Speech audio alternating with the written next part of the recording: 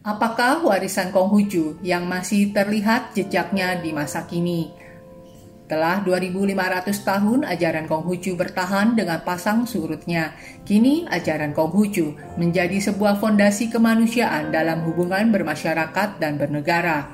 Ajaran Konghucu yang diajarkan oleh Konghucu atau Konfusius adalah seorang nabi agung untuk agama Konghucu, Tridharma di Indonesia, dan seorang filsuf bagi dunia barat. Ajaran Konghucu mulai berkembang setelah Konghucu wafat dan terus menyebar ke seluruh Asia Timur seperti Jepang, Korea, dan Vietnam. Di Tiongkok, sejak dinasti Han, tahun 202 sebelum Masehi hingga 220 Masehi, ajaran Konfusius telah ditetapkan sebagai dasar falsafah negara, kurikulum pendidikan, dan materi pokok yang diujikan dalam sistem ujian sekolah dan rekrutmen pegawai kerajaan.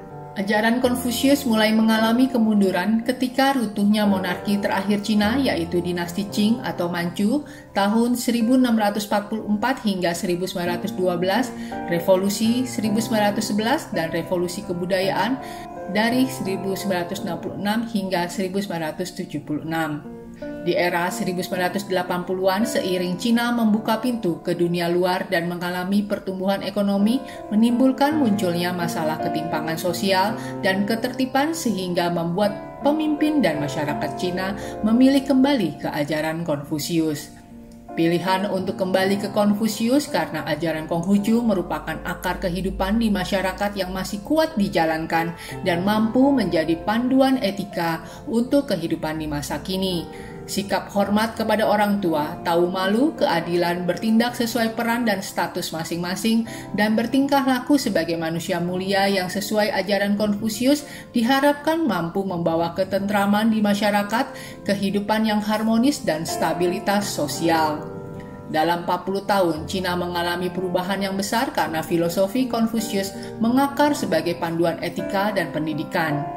Bagaimana dengan Jepang? Di Jepang, ajaran Konfusius menyebar pada tahun 285 Masehi melalui semenanjung Korea. Pada masa kesogunan Tokugawa, tahun 1600 hingga 1868, Konfusianisme dijadikan dasar pemerintahan, bahkan Konfusianisme mencapai puncak dalam pengaruh filosofisnya di Jepang. Selama periode Tokugawa, pengaruhnya tidak terbatas pada kehidupan politik bangsa. Tulisan-tulisan Konghucu dibaca anggota masyarakat atas dan bawah, sehingga pemikiran Konghucu tertanam dalam pemikiran masyarakat semua kelas. Bahkan Konfusianisme mempengaruhi hubungan bisnis dan organisasi Jepang pasca Perang Dunia Kedua. Setelah peristiwa Hiroshima dan Nagasaki, masyarakat Jepang memulihkan diri dalam waktu yang cepat. Beberapa prinsip ajaran Konfusius yang mempengaruhi seperti kemanusiaan, ketertiban sosial, kedisiplinan, kepatuhan terhadap otoritas, bahkan ikatan kesetiaan antara warga negara, tentara, dan kaisar masih terlihat hingga sekarang. Bagaimana dengan Korea? Di Korea, ajaran Konghucu masuk pertama kali ke kerajaan Goguryeo, wilayah yang paling dekat dengan Tiongkok. Pada tahun 372 Masehi, sebuah akademi Konfusianisme didirikan di kerajaan Goguryeo di wilayah Korea Utara sekarang. Pada tahun 682 Masehi, didirikan Akademi Konfusianisme Nasional atau Gukhak yang di tahun 750 Masehi namanya diubah menjadi Universitas Konfusianisme Nasional.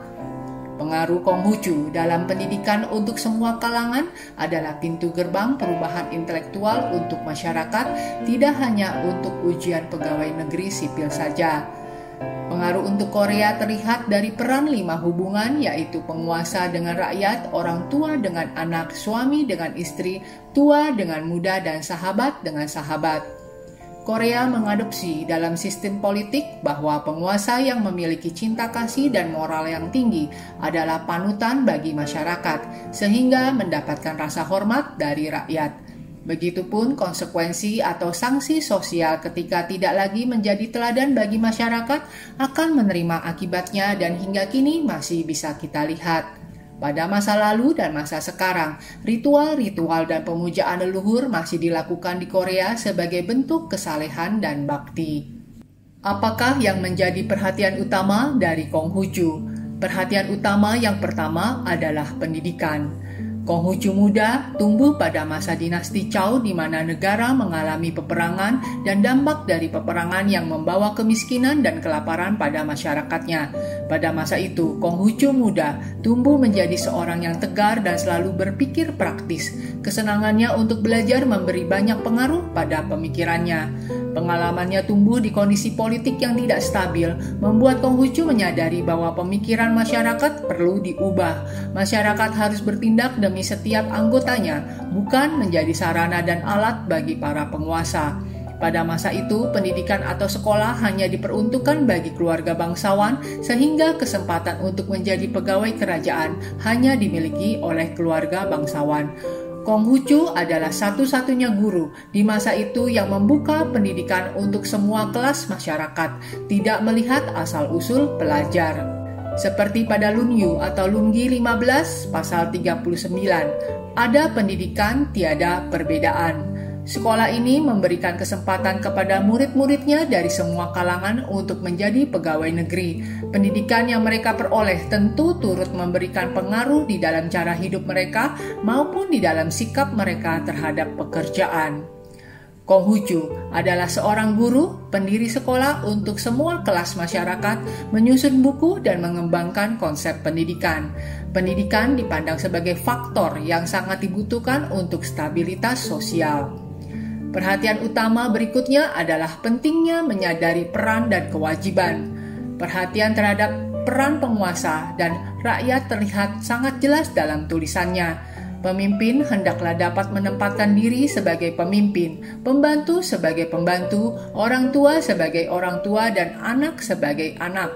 Sabda Suci 12 pasal 11. Pada masa itu, peran manusia-manusia yang memiliki kepatuhan adalah suatu keharusan agar tercipta keharmonisan. Makna memerintah ialah meluruskan. Bila kamu menjadi pelopor berbuat lurus, siapakah berani berbuat tidak lurus? Sabda Suci 12 pasal 17. Konghucu banyak memberikan perhatian pada ritual. Ritual adalah bagian dari pembentukan perilaku. Konghucu adalah seorang pribadi yang sangat senang menjalani ritual dan meyakini memiliki dampak yang baik. Seperti pada persembayangan kepada leluhur, tidak hanya ungkapan rasa bakti dalam upacara tersebut, namun bagaimana kesungguhan dan ketulusan itu diwujudkan dari seorang manusia, sehingga dari pengalaman dan kebiasaan itu dapat mengubah perilaku manusianya. Begitupun ketika seseorang memberi sikap hormat kepada sesama bukan hanya sikap fisik semata, tapi adalah wujud menghargai keberadaannya sebagai manusia.